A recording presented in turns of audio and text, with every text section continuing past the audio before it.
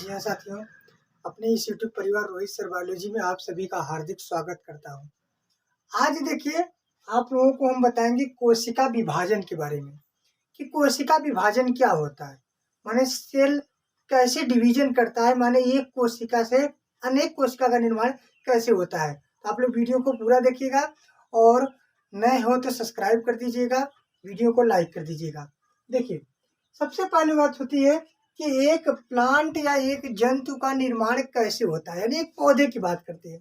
क्योंकि जो पौधा होता है उसमें कैसे युग्मकों का विकास होता है, कैसे उसकी जीवन चलती है, फिर कब विभाजन होता है, ध्यान से समझिए। जैसे एक युग्मोद्भिद है, माने ऐसे पौधे जिनमें युग्मकों का निर्माण होता है, यानी ऐसे पौधे को हम आवृतबीजी या एंजियोस्पर्म प्लांट कहते हैं। तो ऐसे पौधे में दो युग्मक बनते हैं, एक युग्मक होगा नर और दूसरा का होगा मादा। आपको पता है कि ये नर युग्मक और मादा युग्मक लैंगिक जनन में होते हैं, यानी लैंगिक जनन में एक नर युग्मक एक मादा युग्मक होता है। फिर इसके बाद ये युग्मक एक नर युग्मक का निर्माण करता है और एक मादा युग्मक का निर्माण करता है। इसके बाद जब आप जानते हैं कि एक नर युग्मक एक मादा युग्मकों का निर्माण हो जाता है, इस प्रक्रिया को हम क्या कहते हैं, युग्मक जनन कहते हैं। यानी युग्मकों का निर्माण होने की प्रक्रिया युग्मक जनन कहलाती है या गैमेटोजेनेसिस कहलाता है। फिर दोनों युग्मक आपस में मिलते हैं, इस मिलने की क्रिया को संयुग्मन कहा जाता है या संलयन कहा जाता है। और आप बता दें कि जब नर तथा मादा युग्मकों के मिलने की प्रक्रिया होती है तो उसी को निषेचन कहा जाता है। क्या कहा जाता है? निषेचन। माने male gamete and female gamete they are fuse और इज नोन एज फर्टिलाइजेशन। माने नर युग्मक तथा मादा युग्मक आपस में मिलने की प्रक्रिया ही निषेचन कहलाती है। अब निषेचन के पश्चात वो जो 2n युग्मनज हुआ था उसके ऊपर अब एक ये आवरण आ जाएगा, यानी नर युग्मक n हो गया प्लस मादा युग्मक n इक्वल टू 2n, यानी कि ये युग्मनज बन जाएगा। अब युग्मनज जो होगा इसके बाद ये युग्मोद्भिद का निर्माण करेगा, यानी अब इसमें गैमीट का निर्माण हो जाएगा। फिर इसके बाद इस प्रकार में अर्धसूत्री विभाजन होगा। ध्यान से सुनिएगा कि अर्धसूत्री विभाजन क्या होता है कि जब एक मात्र कोशिका से दो अलग अलग संतति कोशिका का निर्माण हो जाता है तो क्या कहलाता है? अर्धसूत्री विभाजन कहलाता है। तो लैंगिक जनन में लगभग अर्धसूत्री विभाजन होता है। तो इसके बाद जब इसमें अर्धसूत्री विभाजन होगा फिर क्या किसका निर्माण हो जाएगा? बीजाणु बन जाएंगे, यानी स्पोर्स का फॉर्मेशन हो जाएगा। फिर यही बीजाणु जो होते हैं युग्मकों का निर्माण कर लेते हैं। तो आप लोग इसको नोट कर लीजिए, ये बहुत ही इंपॉर्टेंट टॉपिक है और या इसका स्क्रीनशॉट ले लीजिए, क्योंकि आप जानते हैं कि पौधे में युग्मोद्भिद पौधा होता है, उसमें नर तथा मादा युग्मक का निर्माण होता है। एक नर युग्मक का निर्माण करता है, एक मादा युग्मक का निर्माण करता है। जब दोनों का संयुग्मन या संलयन होता है उसे निषेचन कहते हैं। निषेचन के पश्चात 2n युग्मनज बनता है। उसके बाद यह युग्मनज युग्मोद्भिद का निर्माण करता है, फिर इसमें विभाजन होता है और विभाजन होने के बाद बीजाणु का निर्माण करता है। अब इसे नोट कर लीजिए, क्योंकि आज हम आप लोगों को बताएंगे कि कोशिका विभाजन किसे कहते हैं और ये कितने प्रकार होते हैं। कोशिका विभाजन किसे कहते हैं तथा यह कितने प्रकार होते हैं, तो ध्यान से सुनिएगा इसे और आप लोग कमेंट बॉक्स में जरूर लिखिएगा कि समझ में आया है कि नहीं। देखिए, हम लोगों का टॉपिक क्या है? कोशिका विभाजन। क्या है? कोशिका विभाजन या सेल डिवीजन। कोशिका विभाजन या सेल डिवीजन, ये हम लोगों का हेडिंग है। अब थोड़ा ध्यान से सुनिएगा। जैसे चाहे हम बात करें जंतु कोशिका की और चाहे बात करें हम पादप कोशिका की, जंतु कोशिका पादप कोशिका, इसका वीडियो हम बनाए हैं। आप लोग जाकर के पिछले वीडियो में देख सकते हैं कि जंतु कोशिका पादप कोशिका में क्या अंतर है। तो चाहे वो जंतु कोशिका हो चाहे पादप कोशिका हो, दोनों में सबसे महत्वपूर्ण अंग जो होता है वह केंद्रक होता है। क्या होता है? केंद्रक होता है। और केंद्रक का वीडियो भी अपलोडेड है, आप जाकर के वहां पे देख सकते हैं। इसके बाद ये जो सबसे महत्वपूर्ण अंग है वो क्या है? केंद्रक है। अब केंद्रक जो होता है वह कोशिका द्रव्य में होता है। कहाँ होता है? कोशिका द्रव्य में होता है। यानी कि ये जो न्यूक्लियस होता है, ये कहाँ मूवमेंट करता है, कहाँ रहता है? यानी ये रहता है साइटोप्लाज्म में रहता है। कहाँ रहता है? साइटोप्लाज्म में रहता है।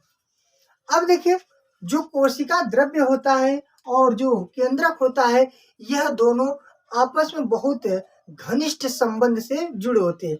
यानी कोशिका द्रव्य में और केंद्रक में बहुत घनिष्ठ संबंध होता है। यानी ये एक दूसरे के बिना नहीं रह सकते। कहने का अर्थ क्या है कि कोशिका द्रव्य और केंद्रक के बीच में घनिष्ठ संबंध होता है। अब जब यह संबंध टूट जाता है, यानी टूटता कैसे है? यानी जब वह कोशिका द्रव्य वृद्धि करेगा, विकास करेगा, न्यूक्लियस यानी केंद्रक भी वृद्धि एवं विकास करेगा, तो यह संबंध टूट जाता है। यानी जब ये संबंध टूट जाता है तो यह केंद्रक से एक और केंद्रक बन जाता है और कोशिका द्रव्य से अलग बन जाता है। यानी पहले वाली कोशिका से अपने जैसे एक समान कोशिका का फिर निर्माण करती है। तो इसी प्रक्रिया को हम क्या कहते हैं? कोशिका विभाजन कहते हैं, सेल डिवीजन कहते हैं। ध्यान रखिएगा कि कोशिका द्रव्य में और केंद्रक में घनिष्ठ संबंध होता है। कभी कभी ये घनिष्ठ संबंध जो होती है टूट जाता है। यानी कोशिका जो होती है जनक कोशिका से एक मात्र कोशिका बन जाता है, जिसे क्या कहते हैं? कोशिका विभाजन कहते हैं। क्या कहते हैं? कोशिका विभाजन कहते हैं। तो आप अगर इसकी परिभाषा बात करेंगे कोशिका विभाजन किसे कहते हैं, तो सबसे इम्पोर्टेंट बात यह है नोट करने वाली कि कोशिका द्रव्य और केंद्रक के मध्य घनिष्ठ संबंध होता है।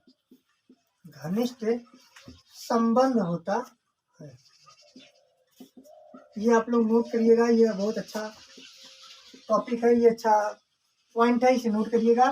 कोशिका द्रव्य और केंद्रक के मध्य में क्या होता है? घनिष्ठ संबंध होता है।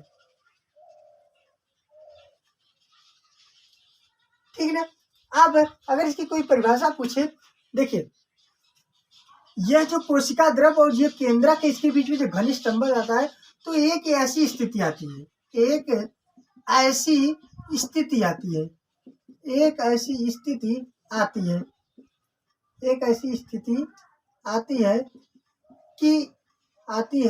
कि यह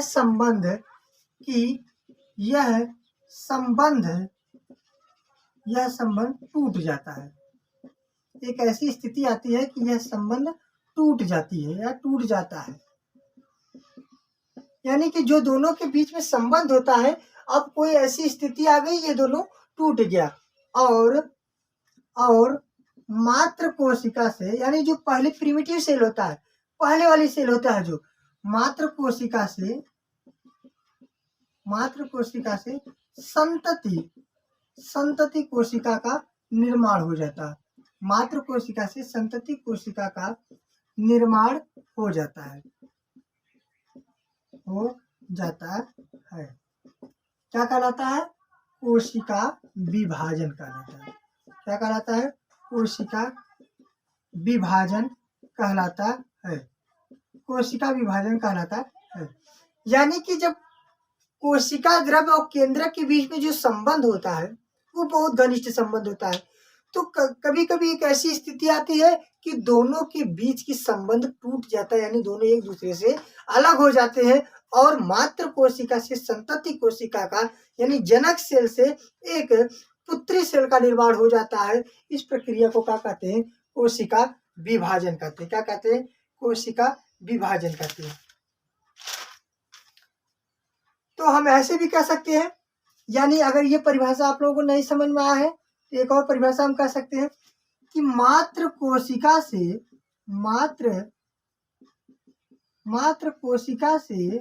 संतति कोशिका बनने की प्रक्रिया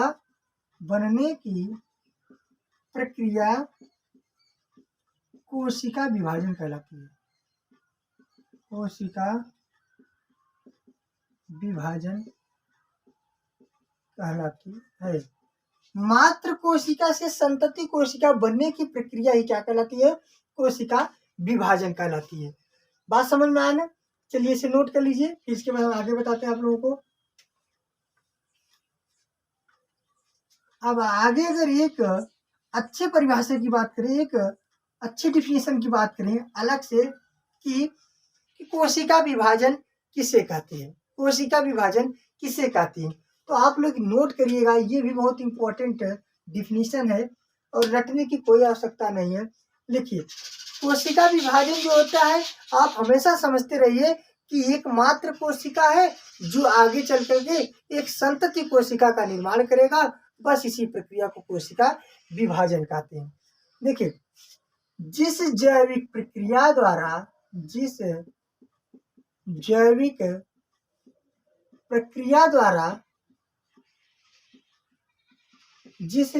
प्रक्रिया द्वारा क्योंकि देखिए यह बायोलॉजिकल फंक्शन है, ये कैसा फंक्शन है? बायोलॉजिकल फंक्शन है, यानी यह एक जीव ही भी कर सकता है। जिस जैविक प्रक्रिया द्वारा जनक कोशिका से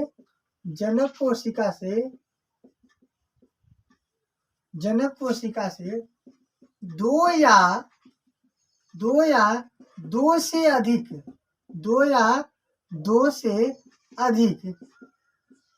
संतति कोशिका का निर्माण होता है। 2 या 2 से अधिक संतति कोशिका का निर्माण होता है कोशिका विभाजन कहलाता है। क्या कहलाता है? कोशिका विभाजन कहलाता है। ये आपका डिफिनेशन याद कर लीजिएगा कि जिस जैविक प्रक्रिया के द्वारा जनक कोशिका से 2 या 2 से अधिक संतति कोशिका का निर्माण करता है तो कोशिका विभाजन कहलाता है। नोट हो गया? अब आगे हमारी हेडिंग होगी कि कोशिका विभाजन के प्रकार। ठीक है, इसे नोट कर लीजिए या स्क्रीनशॉट ले लीजिए इसका। चलिए आगे देखिए कि कोशिका विभाजन कितने प्रकार के होते हैं। हेडिंग क्या होगा हम लोगों का? कोशिका विभाजन के प्रकार। Types of cell division. कोशिका विभाजन के प्रकार, ध्यान से सुनिएगा। कोशिका विभाजन जो होता है वो मुख्यतः होता है 3 ही प्रकार का। कितने प्रकार का होता है? 3 प्रकार का। अर्ध समसूत्री, समसूत्री और असूत्री विभाजन। तो और एक तो आपको बता दें इसके अंतर्गत होता है एक मुकुलन भी एक विभाजन के अंतर्गत आता है और स्वतंत्र कोशिका निर्माण भी होता है। यानी आप कह सकते हैं कि कोशिका विभाजन को निम्नलिखित 5 भागों में हम पढ़ सकते हैं। कितने भागों में पढ़ेंगे? 5 भागों में। आप लोगों को एक एक तो इसके बारे में हम बताएंगे, आप लोग इसे नोट करिएगा। सबसे पहला हम आपको क्या बात बताएं कि सूत्री विभाजन। क्या बताएं? सूत्री विभाजन, या इसी का नाम है कायिक सूत्री विभाजन। ये होगा जिसे हम इंग्लिश में क्या कहते हैं? Mitosis division. MITOTSIS, mitosis division. ये हो गया एक प्रकार। दूसरा हो गया अर्धसूत्री विभाजन। अर्धसूत्री, आप लोग इसे नोट करते हुए चलिएगा। इसे हम क्या कहते हैं? Meiosis division. क्या कहते हैं? Meiosis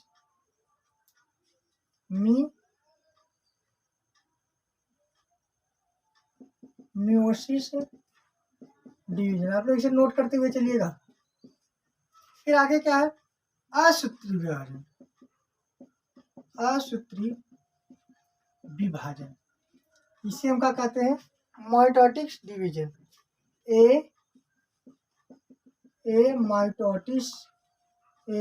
माइटोटिस division. फिर अगला क्या होगा? देखिए ये आपको अलग से बताएंगे। ये मुकुलन भी होता है जो विभाजन करता है, यानी इसे हम क्या कहते हैं, बडिंग कहते हैं। क्या कहते हैं, बडिंग कहते हैं। और लास्ट वाला जो है वो है स्वतंत्र कोशिका निर्माण। स्वतंत्र कोशिका निर्माण, ये भी एक विभाजन का प्रकार है। क्या कहेंगे, free cell formation. Free cell formation, ये देखिए कोशिका विभाजन के प्रकार हो गया। पहला सूत्री विभाजन है जिसे हम कायिक सूत्री विभाजन भी कहते हैं। दूसरा अर्धसूत्री विभाजन है, और इसके बाद क्या है, असूत्री विभाजन है। फिर क्या है, मुकुलन है। फिर क्या है, स्वतंत्र कोशिका निर्माण है। ये तो कोशिका विभाजन के प्रकार हो गए। तो आप लोगों को एक एक करके एक एक अलग अलग वीडियो आप लोगों के सामने हम लेकर आएंगे। एक द्विसूत्री विभाजन का, फिर अर्धसूत्री का, फिर समसूत्री का, फिर असूत्री का, फिर मुकुलन का, और फिर क्या है अगला, स्वतंत्र कोशिका निर्माण का। तो आप लोग वीडियो को पूरा देखिएगा और कमेंट बॉक्स में लिखिएगा कि समझ में आया है कि नहीं, कोशिका किसे कहते हैं और कितने प्रकार के होते हैं। फिर उसके बाद आप लोग एक साइकिल बनाए थे, एक चक्र बनाए थे, जहाँ पे आप लोगों को बताए थे कैसे युग्मकों का निर्माण होता है, कब मेल गैमीट होता है, कब फीमेल गैमीट होता है, कब निषेचन होता है और कब युग्मनज होता है। तो आप लोगों को ऐसे ऐसे विभाजन के जितने प्रकार है आपको अलग अलग वीडियो में लेकर आएंगे। और वीडियो को लाइक कर दीजिएगा, दोस्तों तक शेयर कर दीजिएगा। ठीक है, तब तक के लिए नमस्कार, धन्यवाद।